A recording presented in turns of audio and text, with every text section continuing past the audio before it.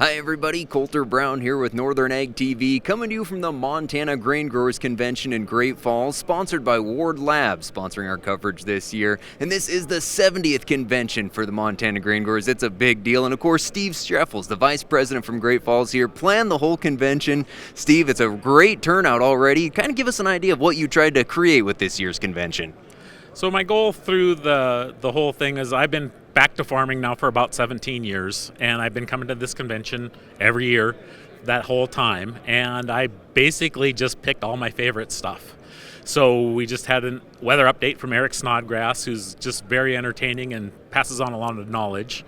We've got market updates coming, some farm business stuff coming, a really good mental health speaker, and just really looking forward to it because I got all my favorite stuff. Well, and there's something for everyone, I think, in this, so it should be a great convention. And as we think of this year, it was a challenging year for growers. Doesn't really matter where you were, there were challenges. What was it like on your farm getting through the growing season? Well, I'm not going to predict the next year again because I went through the whole year saying how good everything looked and how great it should come out, and it didn't come out that great. So I ended up with below average yields and kind of right on the edge of quality issues, so it remains to be seen how many discounts I'm going to get. Well, and the challenges, growers talk about costs, and combined with this market, it is difficult. What are some of the conversations you're hearing from folks around here as they think of planning for 2026, hoping next year's better? We haven't got our market update yet, but I haven't heard any good news on the market side of things, so not looking for a lot of hope there. Our fertilizer prices they're higher than last year, but they're not as bad as I had feared when we were in the start of the year with all the chaos that kind of happened up there. So we're expecting the inputs to be higher, and with the price not being much better, it's a really tough year this year because I don't know of anybody that has any ideas for a crop that they can grow and plan on making money with it. So everything, what to lose the least on is where we're at, I think. Well, and I think that's where your Montana Grain Growers membership comes in, is you're trying to advocate for what matters of this business at an extremely challenging time. And there are positives, too. We think of some of the long-term farm bill priorities that were included in the budget reconciliation this year, so there will be some help. Oh, absolutely. We had an absolute home run with the One Big Beautiful bill. We got absolutely everything that we asked for addressed.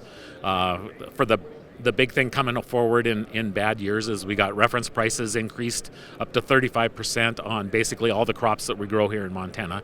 So unfortunately, those checks are all 18 months out of when you need them, but they'll be bigger.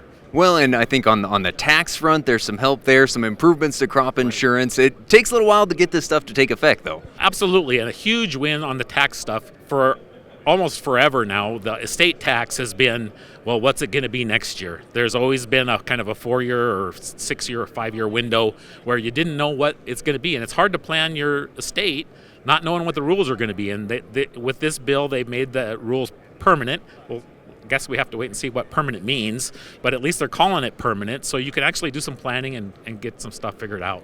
And there's still a lot of farm bill priorities hanging out there as the bill is extended again, so who knows? We may get a farm bill during your presidency finally. I'm not going to hold my breath. Well, maybe. Yeah, maybe. Well, the last point I would make here is just the influence of Montana grain growers. You see the people here, the leadership from the national level, a lot of it coming from Montana. So your membership goes a long ways here. Absolutely. I think we are definitely punching above our weight in terms of how much influence that we have in Washington and in Helena. And I think part of that's from the trust that farmers get, and that's partly because we don't have time to screw around a whole lot. So just be honest and work on what we can work on and come up with good ideas that we can and follow through with them.